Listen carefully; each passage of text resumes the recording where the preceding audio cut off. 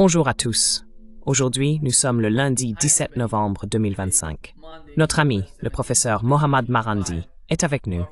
Bon retour parmi nous, professeur.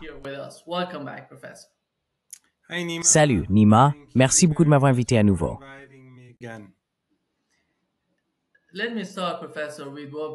Permettez-moi de commencer, professeur, parce que nous avons entendu du Liban.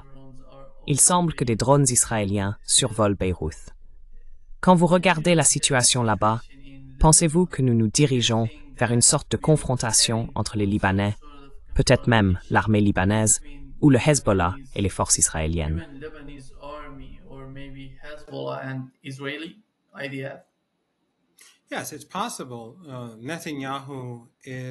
Oui, c'est possible.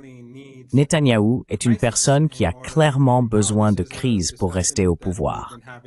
C'est une discussion que nous avons depuis plus de 2 ans maintenant, et je pense que beaucoup de vos invités pensent probablement la même chose. Dès le début, il était évident que Netanyahou ne voulait pas la paix. Pendant les 2 ou 3 premiers mois, beaucoup de gens prédisaient que le génocide s'arrêterait, mais il a continué encore et encore. Et Biden n'a rien fait à ce sujet. Puis Trump n'a rien fait non plus. Tous l'ont permis, les 2 présidents, les Européens. Et à chaque fois, au lieu de reculer, Netanyahou allait plus loin. Donc que ce soit à Gaza, au Liban, en Syrie, où lui, Erdogan et Biden ont ensemble renversé le gouvernement syrien, ou au Yémen, c'est le même schéma.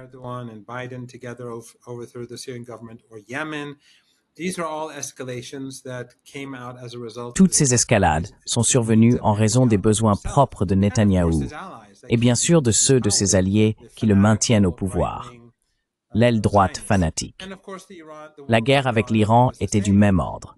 Nous savons désormais que le secrétaire d'État américain et le conseiller à la sécurité nationale ont menti et que les États-Unis, Trump, étaient derrière la guerre depuis le premier jour. Mais au bout du compte, tout reposait sur les besoins de Netanyahou. La raison pour laquelle je pense que Trump cherche sans cesse à obtenir une sorte de pardon pour Netanyahou est probablement que le régime Trump et de nombreux sionistes reconnaissent que Netanyahou est en train de détruire le régime israélien.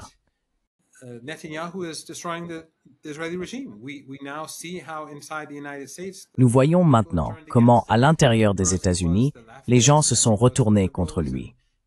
D'abord les gauchistes, puis les libéraux, et maintenant la droite.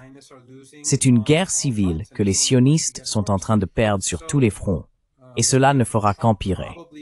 Je pense donc que Trump voudrait probablement qu'il obtienne une grâce afin qu'il ne ressente pas le besoin de poursuivre cette guerre. Que ce soit vrai ou non, c'est une autre question. Mais pour l'instant, je pense que nous devons nous attendre à une escalade, que ce soit à Gaza, au Liban ou avec l'Iran.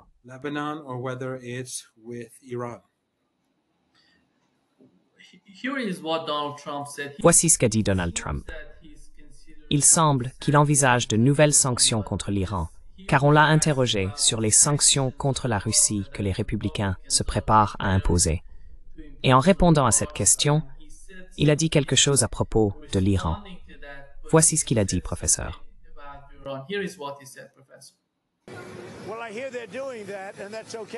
Eh bien, j'ai entendu dire qu'il faisait cela, et cela me convient. Les républicains adoptent une législation très stricte, sanctionnant, etc., etc., tout pays faisant des affaires avec la Russie. Il pourrait y ajouter l'Iran. Comme vous le savez, c'est moi qui l'ai suggéré. Ainsi, tout pays qui fait des affaires avec la Russie sera très sévèrement sanctionné. Nous pourrions ajouter l'Iran à la formule.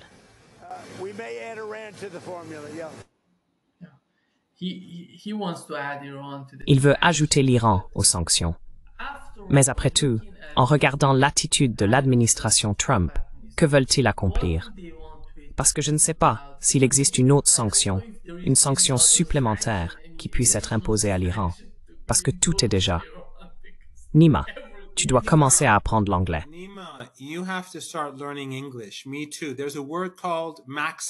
Moi aussi, il y a un mot qui s'appelle maximum. C'est ce qu'on appelle pression maximale. Nous devons apprendre ce mot. Apparemment, cela ne veut pas dire, d'après ce que nous comprenons, cela ne veut pas dire le plus. C'est pression maximale.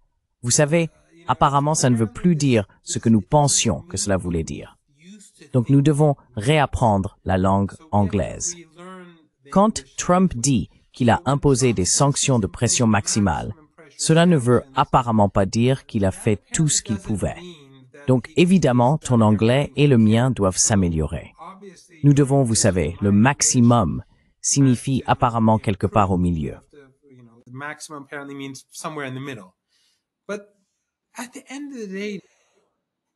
Mais au bout du compte, il a déjà imposé des sanctions de pression maximale. Que peut-il faire de plus? Que peut-il faire contre l'Iran? Rien. Les sanctions contre la Russie ne sont pas aussi étendues que celles contre l'Iran. Je veux dire, les Russes affirment être le pays le plus sanctionné au monde. En réalité, ce n'est pas le cas. Ils se rapprochent de plus en plus de l'Iran. Mais le régime de sanctions iranien est très complet et remonte à plusieurs décennies. Ce qu'il fait, c'est pousser d'abord la Russie à se rapprocher de l'Iran. Ensuite, en faisant adopter cette loi par le Congrès, il ferme la porte à toute négociation. Pourquoi?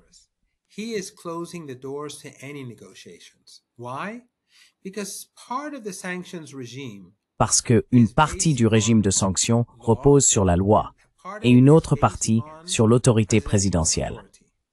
Si les sanctions relevant de l'autorité présidentielle disparaissent, transférées au Congrès, alors il n'y aura plus de négociations possibles à l'avenir, car le gouvernement américain ne pourra plus rien lever. Ainsi, son champ d'autorité, et les États-Unis sont très doués pour imposer des sanctions, mais très mauvais pour les lever. Nous en avons déjà parlé.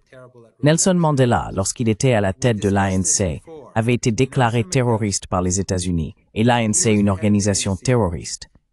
Il a été libéré de prison. Il était toujours considéré comme un terroriste. Il est devenu président.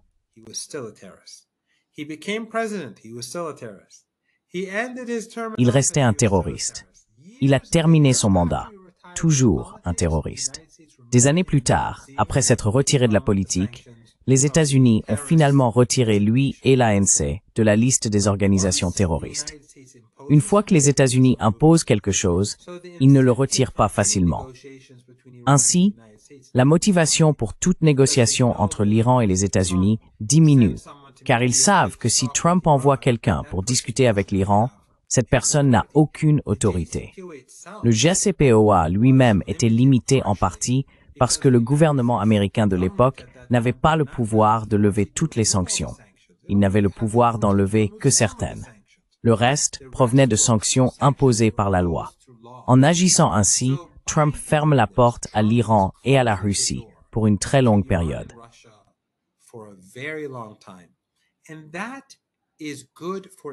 Et c'est une bonne chose pour l'Iran, car cela permet à la Russie d'élaborer une planification à très long terme avec l'Iran à l'avenir, puisqu'ils savent qu'une fois les lois adoptées, elles ne seront pas abrogées. Le président pourrait vouloir les supprimer, mais le Congrès pourrait ne pas être d'accord. En plus de cela, nous avons vu comment les États-Unis et les Européens ont récemment tenté d'utiliser le mécanisme de rétablissement automatique des sanctions contre l'Iran, et nous en avons parlé dans votre émission. Ils le présentaient, à travers leurs médias et leur propagande en langue persane, comme une mesure décisive, quelque chose qui écraserait l'économie iranienne. Et je crois avoir dit dans votre émission que pendant un certain temps, cela allait effrayer les marchés. Mais après quelques semaines, une fois qu'ils l'ont utilisé, et que les gens constatent que ça n'a aucun effet, ils perdent leur levier.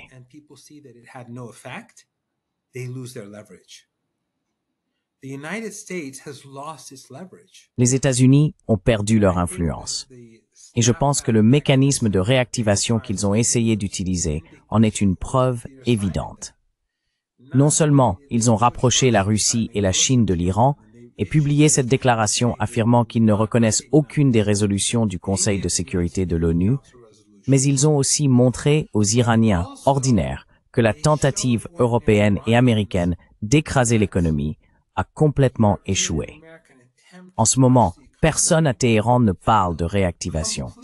Personne ne parle de nouvelles sanctions, parce qu'il ne s'est rien passé. Alors Trump, maintenant, encore une fois, toi et moi devons réapprendre notre anglais. les sanctions de pression maximale. Une fois qu'elles ont été imposées, qu'est-ce qu'on peut imposer de plus pour que ce soit plus que maximal? À moins que, encore une fois, toi et moi devions réapprendre le mot « un signifie step forward de différent est appris triangle ».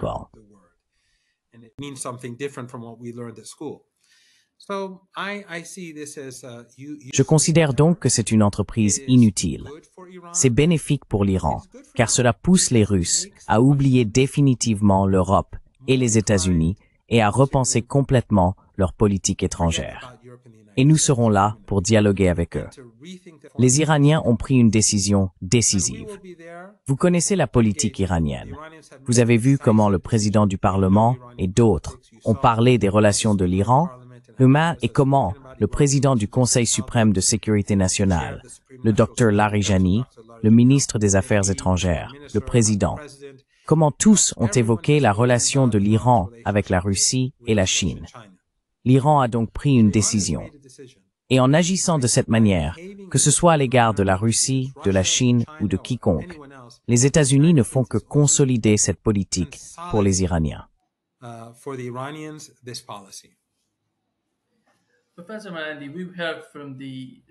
Professeur Marandi, nous avons entendu certains rapports affirmant que l'Iran a envoyé des alertes d'urgence sur les téléphones portables des citoyens à l'échelle nationale, laissant entendre qu'ils pourraient se préparer à la guerre en décembre. Quelle est la position des responsables iraniens à ce sujet? Croient-ils réellement qu'il va y avoir une nouvelle série d'attaques ou une forme de guerre? Ou envisage-t-il plutôt la possibilité de discussion et de s'égacer une communication? Non, ils ne croient pas qu'il va y avoir une guerre, ni que la guerre soit impossible. Il n'y a aucun changement à Téhéran. La conviction à Téhéran est qu'il faut se préparer à la guerre afin d'empêcher le régime israélien et ses alliés occidentaux de mener de nouvelles agressions. Et s'ils commettent malgré tout une agression, ils doivent en payer le prix. C'est la politique qu'ils mettent en œuvre, se défendre, renforcer leur capacité de défense et renforcer leur capacité offensive. Et bien sûr, puisque le régime israélien est barbare, puisque l'Union européenne est barbare, puisque les Britanniques, les Canadiens et les Américains, tous ces régimes sont barbares, les Iraniens savent qu'il peut y avoir une attaque surprise à tout moment. Ils viseront des immeubles d'habitation, ils viseront des enfants, ils viseront des familles. Et ensuite, les médias occidentaux diront qu'il s'agit de frappes de précision et d'un coup de maître du renseignement.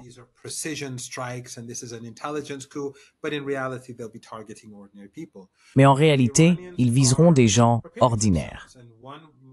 Les Iraniens se préparent donc, et l'un des moyens de préparer le pays consiste à mettre en place un mécanisme capable d'alerter immédiatement la population afin qu'elle soit prête en cas d'attaque, ou s'il survient un autre problème, comme un tremblement de terre ou une catastrophe naturelle.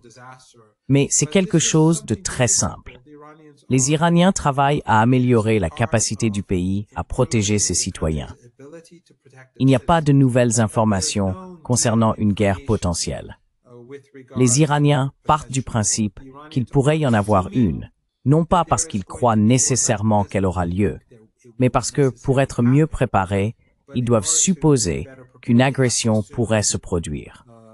Il est donc possible qu'il y ait une guerre en décembre, et il est possible qu'il n'y en ait pas.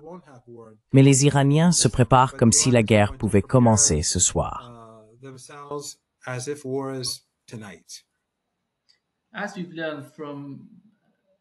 Comme nous l'avons appris du ministre iranien des Affaires étrangères, Abbas Araghchi, il a déclaré que les Américains essayent de dialoguer avec les Iraniens.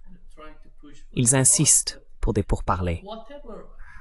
Mais quoi qu'il arrive, professeur Marandi, pensez-vous que la première étape pour que les Américains montrent qu'ils sont sérieux à propos des négociations, s'ils veulent vraiment entamer une forme de dialogue avec les Iraniens, serait de commencer à lever les sanctions contre l'Iran? Serait-ce la première mesure qui pourrait fonctionner?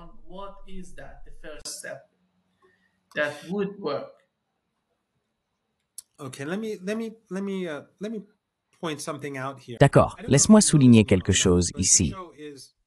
Je ne sais pas si tu le sais, Nima, mais ton émission est regardée par certaines personnes qui ont réellement de l'influence. Et je le sais parce qu'on me l'a dit. Ces derniers temps, enfin récemment, j'ai eu des discussions avec des gens venant de l'Occident en général. Et le problème dans nos échanges, je pense, était clair, et je le leur ai fait remarquer.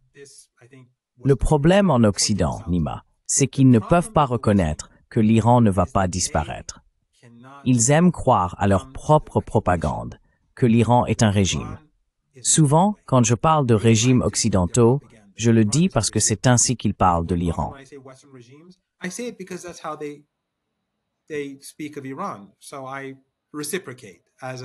Donc je réagis de la même manière en tant qu'Iranien ou en tant que critique de l'Occident. Ils considèrent que l'Iran est un régime et qu'un régime est quelque chose d'instable. Ainsi, s'il y a des manifestations quelque part, si un groupe d'hommes ou de femmes proteste, ils disent « Oh, il y a de l'instabilité ». Mais en Occident, s'il y a les gilets jaunes ou si des gens descendent dans la rue pour manifester, ils ne disent jamais « Oh, il y a de l'instabilité en Europe ou aux États-Unis ». En revanche, si la même chose se produit en Iran, ils appellent cela de l'instabilité. Si en Occident, il y a des affrontements entre les membres d'une coalition ou entre le parti d'opposition et le gouvernement, ils appellent cela des freins et contrepoids, de la politique.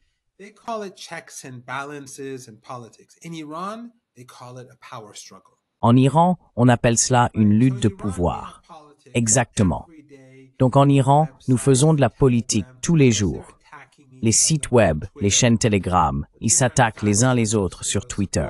Différentes factions, les partisans du gouvernement, les opposants au gouvernement, les partisans, je ne sais pas, du chef du pouvoir judiciaire, ses opposants, le Parlement, le guide, tout le monde.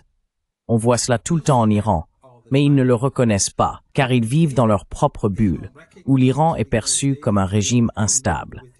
Et c'est pourquoi, lorsque le régime israélien a attaqué, ils ont tous pensé que l'Iran allait s'effondrer, parce qu'ils croient à leurs propres absurdités.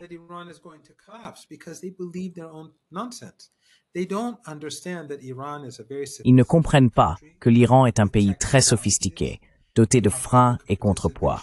Il y a une participation publique à la vie politique.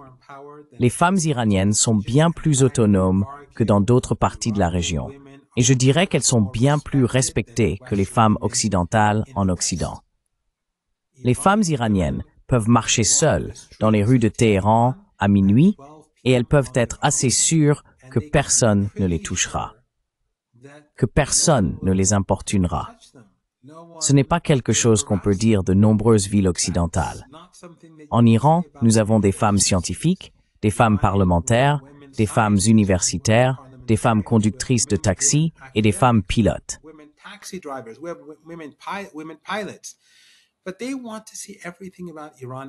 Mais ils veulent voir tout ce qui concerne l'Iran comme anormal, l'Iran simplement comme un régime. Et donc, dans leur esprit, un régime n'a pas de permanence. Il est destiné à tomber. Ils ne pensent jamais à l'Iran dans 20 ans. Ils diront, dans 20 ans, ce sera différent. Nous attendrons. Ils croient que les chances de changement sont plus grandes que la stabilité de l'Iran. Ou disons qu'ils parlent du dirigeant. Que se passera-t-il après lui? Qu'on n'en doute pas, le dirigeant est en très bonne santé. Et dans 5 ou 10 ans, s'il venait à disparaître, il y aurait un nouveau dirigeant. Le processus constitutionnel aura lieu et vous aurez toujours la même République islamique d'Iran.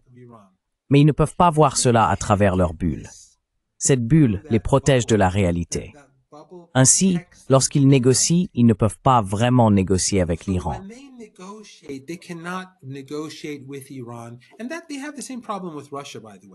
Et ils ont le même problème avec la Russie, d'ailleurs, et avec la Chine. Ils pensent que ces pays vont disparaître parce qu'ils se considèrent comme normaux et voient tout le reste du monde comme anormal. Et tous ceux qui sont anormaux, croient-ils, ne dureront pas. Mais eux, si. En réalité, à cause de cela, ils ne peuvent pas négocier avec l'Iran de manière efficace, car ils ne reconnaissent pas que l'Iran n'a pas peur de sa position. Il est très sûr de lui. Il connaît sa propre force. Donc, l'Iran ne va pas se laisser intimider par Trump. Quand Trump dit que l'Iran doit abandonner l'enrichissement nucléaire, l'Iran ne va pas le faire. Si Trump dit que l'Iran doit renoncer à ses capacités balistiques, l'Iran ne le fera pas non plus. Il pense qu'à travers les sanctions, l'intimidation et la guerre, ils peuvent imposer un changement.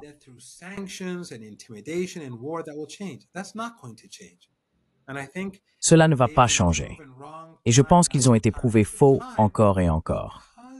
Mais parce qu'ils vivent dans cette bulle, la réalité ne les atteint toujours pas. Ils pensent, la prochaine fois, espérons la prochaine fois le régime, comme ils aiment l'appeler, aura disparu. Tant que les États-Unis et les Européens ne prendront pas les négociations au sérieux, tant qu'ils ne reconnaîtront pas que l'Iran est là pour rester, eh bien, l'Iran existait des milliers d'années avant la naissance des États-Unis, des milliers d'années avant l'apparition des pays européens, et il sera probablement encore là, bien après le déclin des États-Unis, grâce à Trump et à ceux qui lui ressemblent. L'Iran sera probablement là pour encore très, très longtemps.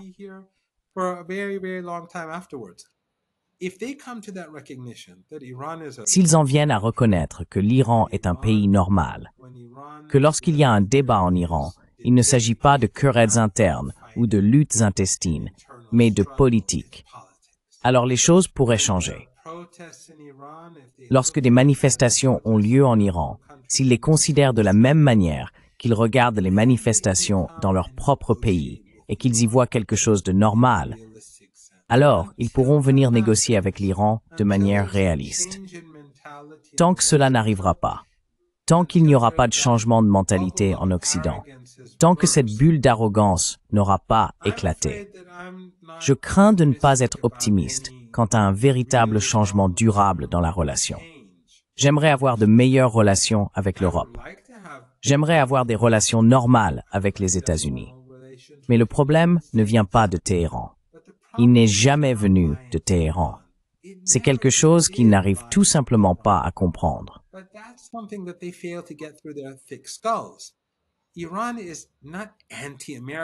L'Iran n'est pas anti-américain dans le sens où il détesterait les États-Unis en tant que nation. L'Iran s'oppose à la politique étrangère américaine parce que cette politique est agressive, abusive et hégémonique, et parce que les États-Unis ont des ambitions impérialistes. C'est une puissance impérialiste qui veut encore plus de pouvoir. L'Iran ne l'acceptera pas. Voilà la situation. Si les États-Unis se comportaient différemment les Américains aiment se plaindre des Iraniens qui scandent « mort à l'Amérique ».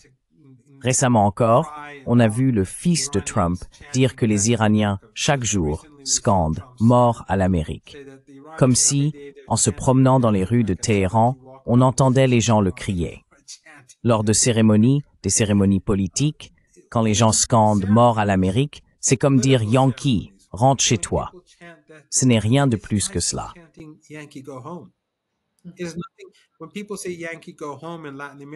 Quand les gens disent « Yankee, rentre chez toi » en Amérique latine, ils ne veulent pas dire que les Américains présents dans ces pays devraient partir.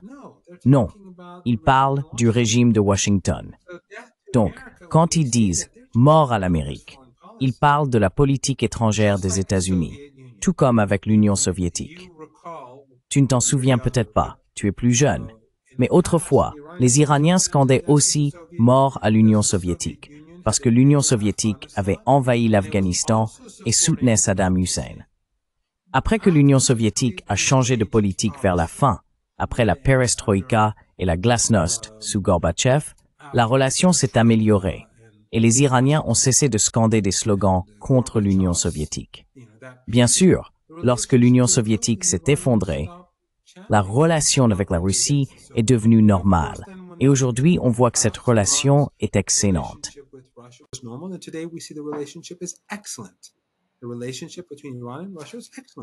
La relation entre l'Iran et la Russie est excellente.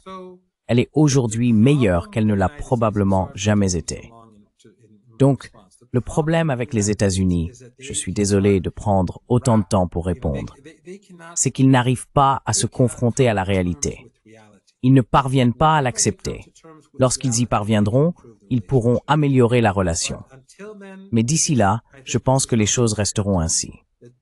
Les Européens et les Américains continueront d'essayer de faire quelque chose, mais cela ne sera ni utile ni très influent. Et il ne s'agit pas seulement de l'Iran.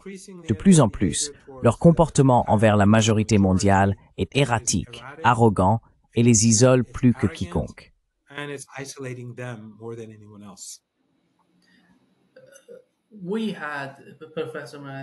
Nous avons eu, professeur Marandi, pendant la guerre entre l'Iran et Israël, la chancelière allemande qui a déclaré qu'Israël faisait notre sale travail contre l'Iran. Beaucoup d'entre nous se sont demandé quel est le problème entre l'Iran et l'Allemagne.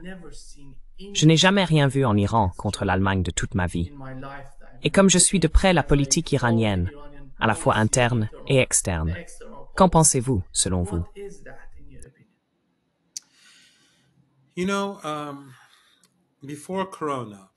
Vous savez, avant le corona, en fait il y a peut-être 14 ou 15 ans, il y a longtemps, une délégation de parlementaires, des députés allemands, est venue à Téhéran.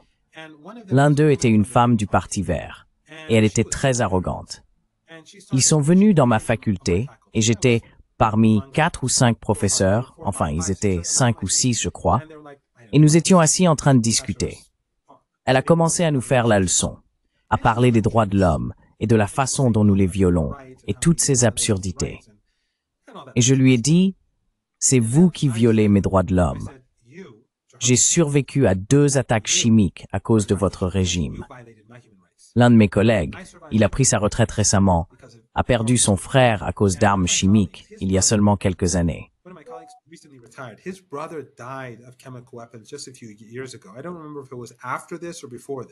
Je ne me souviens plus si c'était après ou avant cela, mais j'ai dit que son frère était soit mort, soit très malade à cause de leurs armes chimiques.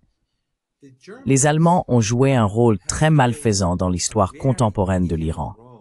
Les Allemands nous ont gazés. Ils parlent des chambres à gaz. Eh bien, c'est ce qu'ils nous ont fait. Ils nous ont gazés. Ils ont essayé de nous tuer. Ils ont aidé Saddam Hussein à massacrer 6500 personnes à Halabja. Je suis allé à Halabja peu après. Ce sont les Allemands qui ont fait cela. Alors, quand ils parlent de leur sale besogne, ils ont raison. Ils ont raison. Ils font beaucoup de sale besogne. Et le génocide à Gaza, les attaques génocidaires au Liban et les attaques génocidaires contre l'Iran. Et tu te souviens, pendant la guerre, quand je t'ai parlé, je t'ai dit que c'était très proche de chez moi. Et tu connais Téhéran, je crois, assez proche de chez moi.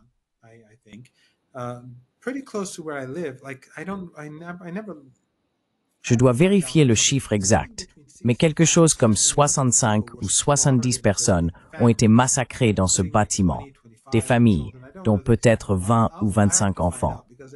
Je ne connais pas le nombre précis.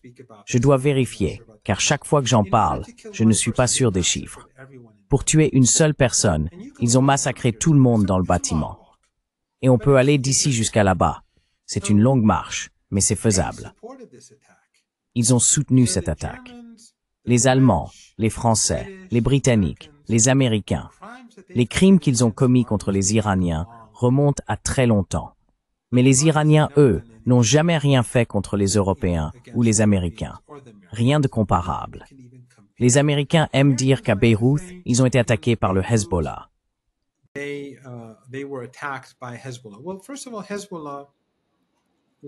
Eh bien, tout d'abord, le Hezbollah n'existait même pas à cette époque, comme il existe aujourd'hui. Entre 1982 et 1985, il était en train d'être créé. Mais dans tous les cas, ils occupaient le Liban. Ils occupaient le pays, et les habitants de ce pays résistaient. Ils ne peuvent pas reprocher à l'Iran la résistance du peuple libanais. Ils ne peuvent pas blâmer les Libanais de résister à l'occupation. Tout comme les Américains n'ont aucun droit de se plaindre que les Irakiens résistent à l'occupation. Que l'Iran les ait aidés ou non est sans importance. Ils ne sont pas en position de se plaindre. Mais les Iraniens ont-ils occupé un quelconque territoire des États-Unis ou de l'Europe? Y a-t-il des cimetières remplis de morts tués par des Iraniens? Il y a quelque temps, Max Blumenthal est venu en Iran et nous sommes allés au cimetière du sud de Téhéran, le cimetière de la guerre.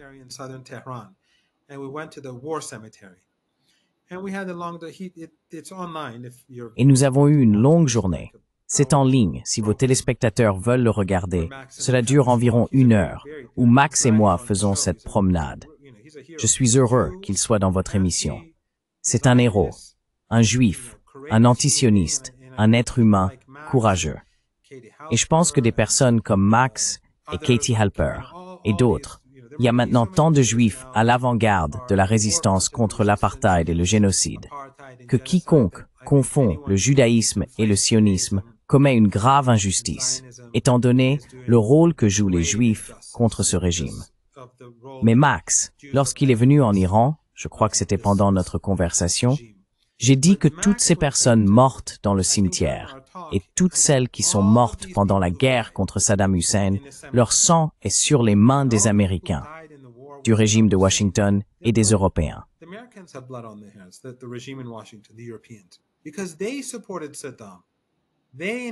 Parce qu'ils ont soutenu Saddam, ils lui ont permis d'attaquer le pays et de poursuivre la guerre avec l'Iran. Alors, les cimetières européens sont-ils remplis de personnes tuées par des Iraniens? Les cimetières américains sont-ils remplis de gens tués par des Iraniens?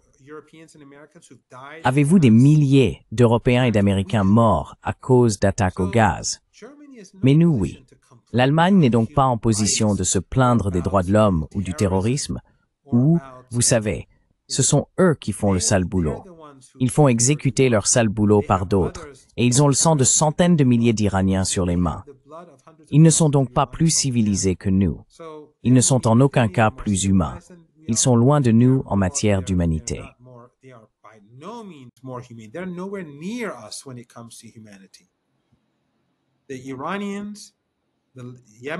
Les Iraniens, les Yéménites, le Hezbollah et la résistance en Irak, ils sont au sommet de l'humanité. Au sommet de l'humanité. Ce sont les seuls qui ont fait des sacrifices pour le peuple de Gaza, pour le peuple de Palestine. Le sang des Iraniens, des Irakiens et des Syriens a été versé avant que les Américains, les Israéliens et Erdogan ne portent l'État islamique et Al-Qaïda au pouvoir. Mais le peuple libanais et le peuple yéménite, leur sang a été versé pour le peuple de Gaza, pour arrêter le génocide. Pendant ce temps, les Européens et les Américains ont alimenté le génocide, et les pays de la région l'ont rendu possible. Ainsi, les Européens ne sont pas en position de faire la leçon à l'Iran sur quoi que ce soit. Et oui, le chancelier allemand a simplement exposé davantage les Allemands en déclarant que ce régime génocidaire et d'apartheid massacre au nom de l'Occident, au nom de l'Allemagne.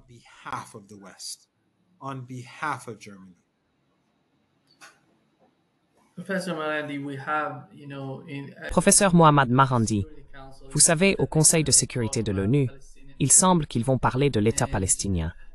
Et Netanyahou est sorti en disant qu'il rejette tout ce qui se passe à l'ONU. Mais après tout, en regardant la Palestine aujourd'hui et la réalité sur le terrain, comment une solution à 2 États est-elle même possible? À mon avis, regardez la Cisjordanie.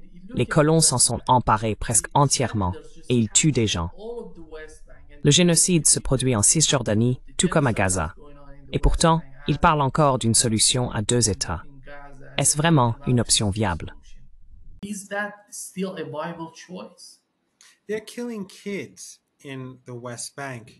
Ils tuent des enfants en Cisjordanie. Littéralement, tous les jours, des enfants. Ils tirent sur des enfants. Entends-tu cela sur la BBC? Le vois-tu sur CNN? Le New York Times en parle-t-il? Le Guardian s'en plaint-il? Non. Les diplomates occidentaux sont-ils indignés? Non. Ils ont récemment assassiné une famille américano-libanaise dans le sud du Liban. 3 enfants et leur père, tous américains. Les médias américains ont-ils exprimé leur indignation? Non. Bien sûr que non. Le plan n'a jamais été d'avoir une solution à 2 États. Nima, ce n'a jamais été le plan. Les Européens n'ont jamais prévu de mettre en place une solution à 2 États. La solution à 2 États, dès le premier jour, était un mythe, destiné à gagner du temps pour que les Israéliens colonisent lentement la Cisjordanie. Et c'est ce qu'ils font depuis.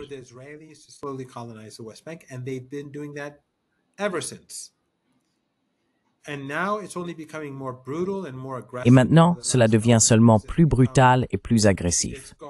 Au cours des dernières années, c'est devenu, tu sais, Ils sont devenus fous. Et tout le monde le voit, mais l'Occident le cache. Les réseaux sociaux occidentaux le cachent, les médias occidentaux le cachent, les régimes occidentaux le cachent parce qu'ils sont du côté des Israéliens.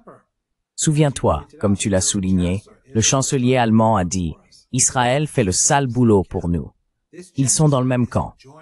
Ce génocide est un projet commun. C'est une opération conjointe. Personne ne devrait penser que cela est seulement mené par Netanyahou. C'est un génocide collectif. L'Occident collectif est derrière ce génocide en cours. Donc non. L'objectif, Alistair Crooke, que j'espère tu pourras inviter un jour dans ton émission, il m'a dit cela.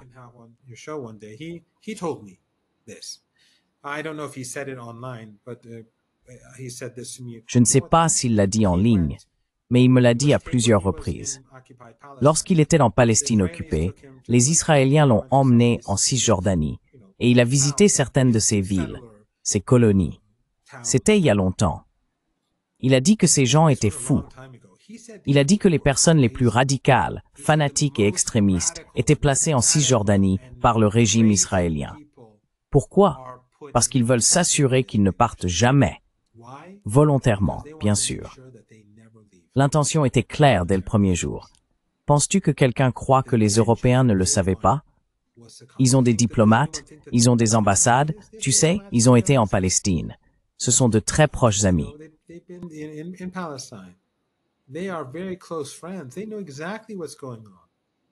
Ils savent exactement ce qui se passe. Ils ferment les yeux sur le génocide. Ils ferment les yeux sur le nettoyage ethnique. Ils ferment les yeux sur le vol. Parce que lorsqu'il s'agit des Palestiniens, le vol est légitime.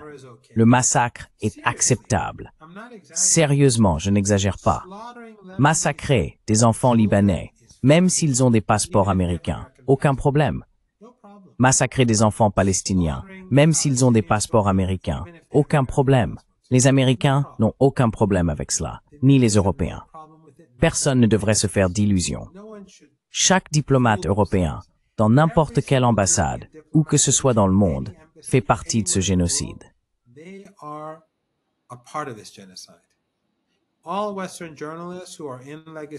Tous les journalistes occidentaux des médias traditionnels, chacun d'entre eux, font partie de ce génocide, car ils ont choisi délibérément, et choisissent encore, de fermer les yeux ou de nous empêcher de voir la réalité de ce qui se passe. Donc non, il n'y a jamais eu d'intention d'aller vers une solution à deux États, ni maintenant, ni il y a 2 ans, ni il y a 20 ans. L'objectif était de permettre au régime israélien de mener un nettoyage ethnique lentement.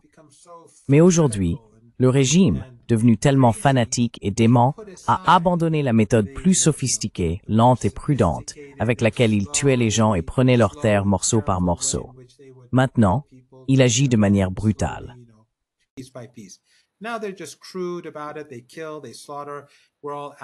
Il tue, il massacre. Nous sommes tous Amalek. Et c'est pourquoi, et c'est là leur erreur, parce que maintenant le monde s'est réveillé à la réalité de ce qu'est le régime israélien. C'est une colonie génocidaire. Les Juifs en Palestine viennent de différentes régions du monde. Ils ne sont pas des Sémites.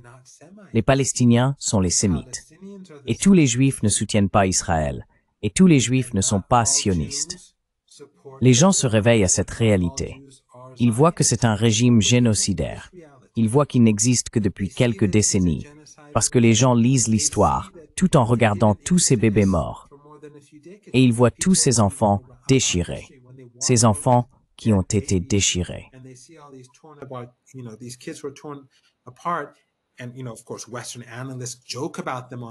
Et vous savez, bien sûr, les analystes occidentaux en plaisantent à la télévision, sur CNN. Ils parlent des bébés morts et rien. Et le public, leur public bien sûr, pas les gens ordinaires, rit de ces actes génocidaires. Mais les gens se réveillent. Ils voient qu'il s'agit d'un régime infiniment pire que l'Afrique du Sud de l'apartheid. Infiniment pire. C'est leur erreur fatale. Ils s'y sont pris d'une manière qui a provoqué un éveil mondial, et un éveil aux États-Unis même, qui est le principal sponsor du terrorisme, du racisme et du nettoyage ethnique. L'objectif, dès le premier jour, était de permettre au régime israélien d'agir, non d'entraver la colonisation. Mais le régime israélien est désormais insensé incontrôlable et fanatique. Et c'est pourquoi je crois que le régime est en train de s'effondrer très rapidement.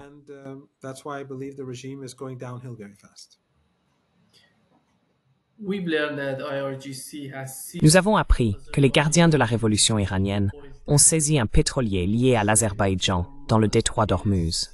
Il semble que ce pétrolier soit associé à l'un des oligarques juifs ayant des liens étroits avec Aliyev en Azerbaïdjan. Selon vous, quel message les gardiens de la révolution iranienne ont-ils voulu faire passer en agissant ainsi?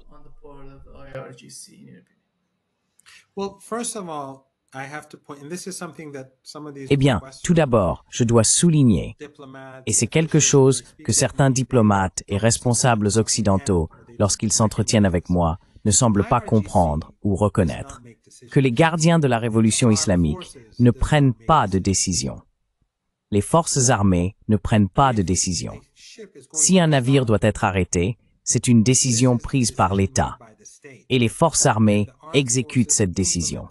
Cela n'a rien à voir avec des factions individuelles. Il n'y a donc pas de durs ou de réformateurs. C'est l'État. Et l'État comprend un large éventail de personnes qui débattent des questions et parviennent à une conclusion. S'ils ont arrêté un navire, il peut y avoir de nombreuses raisons. Une partie de la cargaison pourrait être du carburant iranien de contrebande qui a été pris et chargé sur le navire. Cela le rend illicite.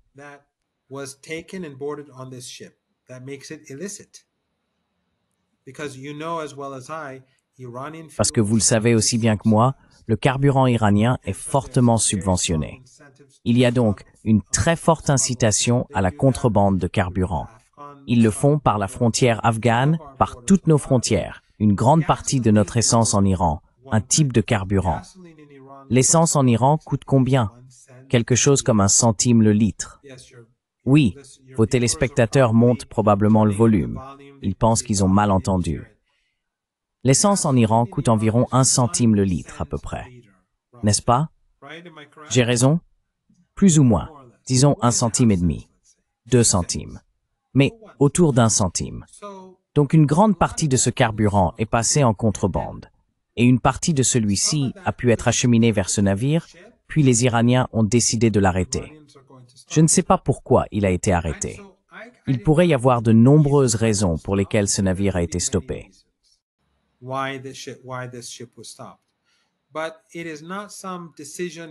Mais ce n'est pas une décision prise par un commandant quelque part. Ce n'est pas ainsi que fonctionne l'Iran. On m'a récemment dit, par une personne influente en Occident, disons, que lorsque l'Iran a signé l'accord au Caire pour coopérer avec l'Agence internationale de l'énergie atomique, lorsque le ministre des Affaires étrangères est revenu en Iran, les Iraniens étaient mécontents et sont revenus sur l'accord. C'est absurde. Ces diplomates occidentaux inventent simplement des histoires. Lorsque le ministre des Affaires étrangères signe un document, cela signifie qu'il a un mandat. Ainsi, l'Occident, pour justifier le fait qu'il n'a pas respecté ses engagements, essaye de faire croire que le ministre des Affaires étrangères n'a pas de pouvoir, et que lorsqu'il signe ou dit quelque chose, on ne peut pas le prendre au sérieux.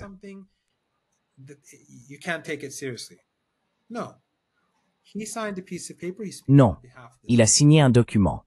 Il parle au nom de l'État. L'Iran n'est pas revenu sur l'accord. Ce sont les Européens qui s'en sont retirés. Mais ils aiment dire ce genre de choses pour justifier le fait qu'ils sont malhonnêtes, qu'ils mentent aux Iraniens. Ils disent, si vous signez cet accord, nous coopérerons et nous résoudrons le problème. Et lorsque l'Iran l'a signé, ils n'ont pas tenu parole. Donc nous n'avons pas d'acteurs incontrôlés en Iran. Qu'il s'agisse des forces armées, du ministère des Affaires étrangères ou de toute autre partie de l'État, tout est structuré. N'importe qui peut le lire dans la Constitution. On peut la trouver en ligne.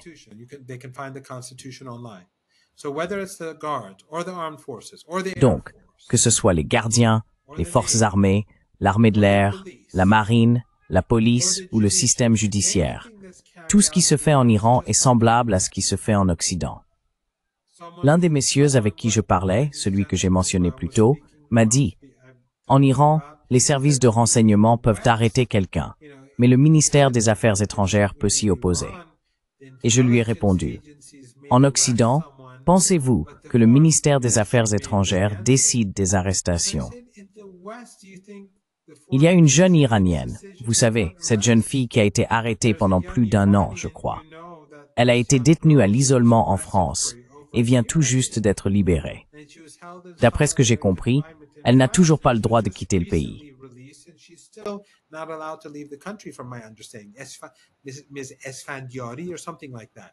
Madame Esfandiari, ou quelque chose comme ça.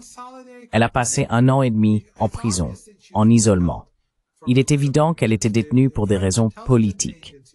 Les services de renseignement français l'ont clairement prise en otage pour obtenir un levier sur l'Iran. Mais cela signifie-t-il que le ministère français des Affaires étrangères a pris la décision? Bien sûr que non. Le ministère des Affaires étrangères agit dans le cadre que l'État français détermine, pour le meilleur ou pour le pire. Il en va de même en Iran. Nous n'avons pas d'éléments incontrôlés. Si quelqu'un est arrêté en Iran, ce ne sont pas les gardiens ni qui que ce soit d'autre. C'est l'État. Et s'il y a des négociations et que l'Iran signe un document, ce n'est pas une faction qui le fait.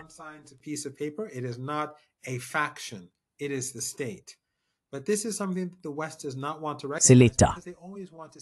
Mais c'est quelque chose que l'Occident ne veut pas reconnaître, car il veut toujours voir l'Iran comme anormal, afin de justifier sa propre non-conformité, justifier le refus d'avancer vers la résolution des problèmes et justifier un comportement agressif dans l'espoir que d'une manière ou d'une autre, le problème disparaisse. Et il ne disparaîtra pas, car l'Iran deviendra plus fort et se tournera vers de nouveaux partenaires. Nous voyons déjà comment, au sein de la majorité mondiale, de nouvelles amitiés et de nouveaux partenariats se forment, au détriment de l'Occident, en raison de son arrogance, de sa nature abusive et de ses politiques meurtrières.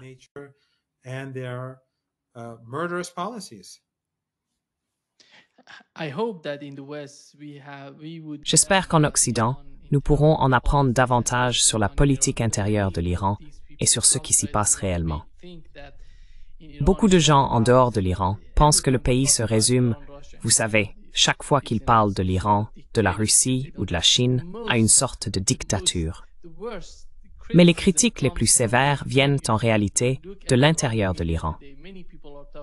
Si l'on regarde les médias iraniens aujourd'hui, beaucoup de personnes critiquent librement les politiques gouvernementales. Pourtant, quand on observe la manière dont l'Occident perçoit l'Iran, on a l'impression qu'il croit que l'État contrôle tout. Je ne sais pas combien de temps il nous faudra pour clarifier cela, pour que les publics occidentaux comprennent la réalité de l'Iran. Aujourd'hui, malgré toutes les différences entre la gauche, la droite et le centre en Iran, nous savons, comme vous l'avez mentionné, que c'est finalement l'État qui prend les décisions, avec tous ces groupes qui se réunissent pour déterminer l'avenir du pays. Mais cela reste encore mal compris en Occident.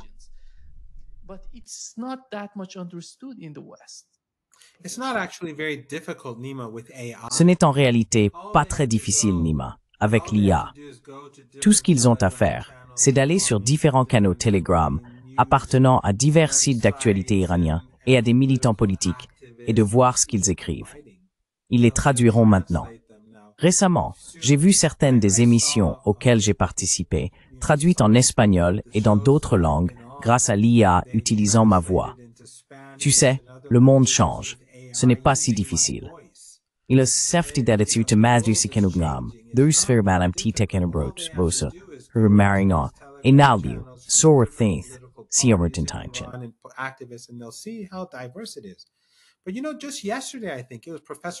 Mais vous savez, juste hier, je crois que c'était le professeur Falk, il a été arrêté au Canada.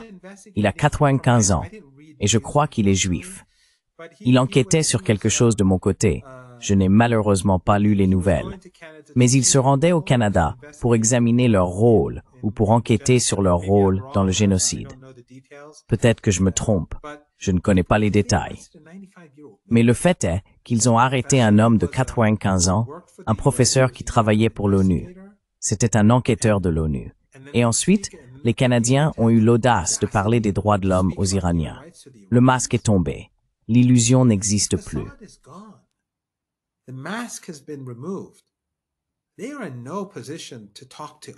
Ils ne sont pas en position de nous parler des droits de l'homme.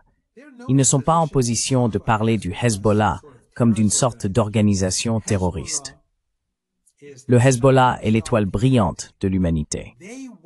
Ils sont allés se sacrifier, eux et leurs familles, parce que le régime génocidaire a pris pour cible leurs proches afin de détourner les forces israéliennes de Gaza, pour arrêter, pour alléger la pression sur les enfants de Gaza, pour réduire le nombre d'enfants massacrés. Et ensuite, ils vont arrêter un homme de 95 ans qui veut enquêter sur le rôle que le Canada a joué dans l'Holocauste à Gaza. Et ensuite, ils ont l'audace de nous parler des droits de l'homme.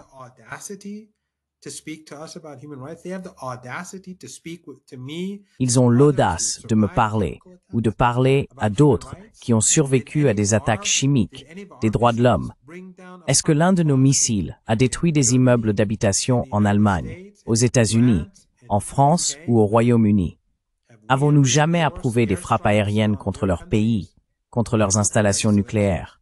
Avons-nous soutenu un holocauste quelque part? Avons-nous soutenu un génocide? Eux, oui. Ils ne sont donc pas en position de parler des droits de l'homme. Dans leur pays, ils marchandisent les femmes. Ils objectivent les femmes. C'est une politique, au nom de l'émancipation. Ils sexualisent les femmes. En Iran, malgré tous ces problèmes, l'objectif n'est pas de permettre que les femmes soient marchandisées, sexualisées et objectivées.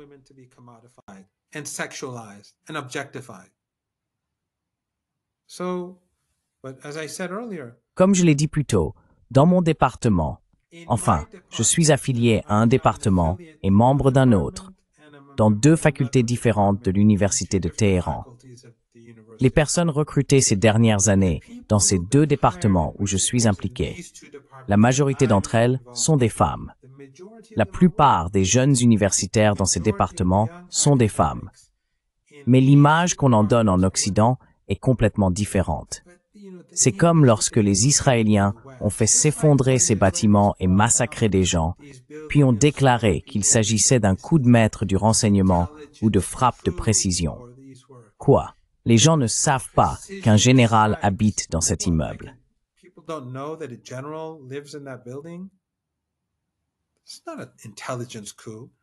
Ce n'est pas un coup d'intelligence. C'est de la folie. La folie d'un régime qui considère tous les autres comme des sous-hommes. Et l'Occident approuve cette vision du monde. Ainsi, ils peuvent tuer des enfants, et ils le font depuis des décennies. Mais au cours des 2 dernières années, ou même plus de 2 ans maintenant, ils l'ont fait à une telle échelle que même ceux qui dormaient profondément auparavant se sont réveillés face à la réalité. Et ceux qui refusent encore d'accepter la réalité, leurs cœurs sont si sombres et si endurcis que, quels que soient les crimes commis, ils ne les reconnaîtront pas.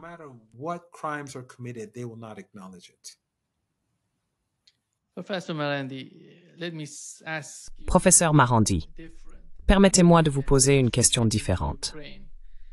Lorsque vous regardez la situation en Ukraine et la guerre avec la Russie, pensez-vous que l'Occident, en considérant les Européens avec les États-Unis, tire des leçons de la guerre en Ukraine, qui pourraient selon vous lui être utiles en ce qui concerne l'Iran et la Chine, ou le Moyen-Orient, ou encore d'éventuelles nouvelles guerres qu'il pourrait envisager? Voyez-vous, à votre avis, le moindre signe qu'ils apprennent quelque chose de la guerre en Ukraine?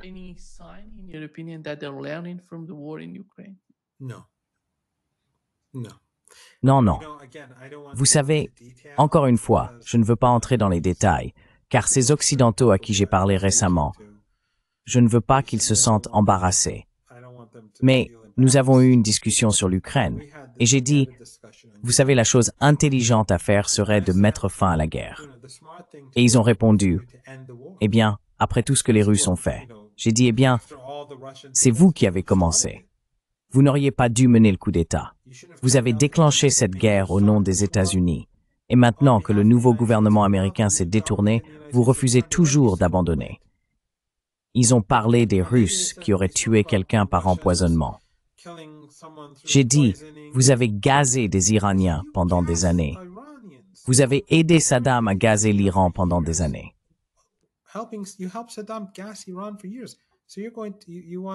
Vous n'avez aucune autorité morale pour vous plaindre que la Russie ait tué quelqu'un, prétendument au Royaume-Uni ou ailleurs.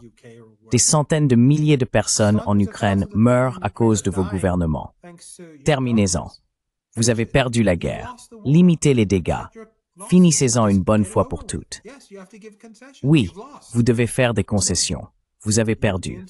Mais non, les Européens, dans leur arrogance, pensent qu'ils doivent gagner. Ils doivent toujours gagner. Et pour eux, la moralité n'est pas un sujet. Ces régimes comptent parmi les plus immoraux de la planète. Gaza l'a prouvé sans le moindre doute. Mais dans leur arrogance, ils ne peuvent accepter la réalité. Ils ne peuvent pas vaincre la Russie.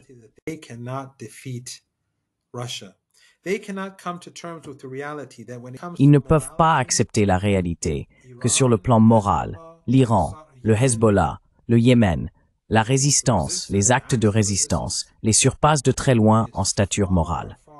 Nous ne jouons pas dans la même catégorie. Mais ils ne pourront jamais l'admettre, parce qu'ils sont en quelque sorte comme les sionistes. Ils se voient comme exceptionnels, plus civilisés.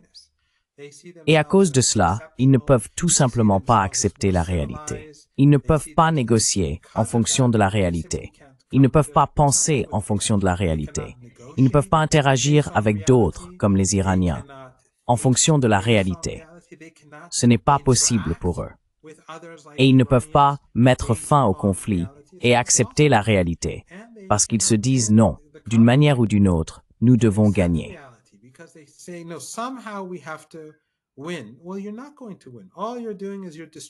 Eh bien, vous n'allez pas gagner. Tout ce que vous faites, c'est détruire l'Ukraine de façon permanente, ruiner vos propres économies, appauvrir vos propres populations et tuer aussi des Russes ordinaires. Mais non, ils n'ont pas compris. Ils devront se confronter à la réalité, car cette politique ne réussira pas. Le monde se retourne contre l'Occident. Et Trump peut s'en prendre au Venezuela, puis bombarder le Nigeria et, je ne sais pas, occuper l'Afrique du Sud. Au bout du compte, cela ne tire pas bien pour l'Empire. C'est un empire en déclin et il s'agite. Mais plus il s'agite, plus il devient destructeur et plus la chute sera rapide.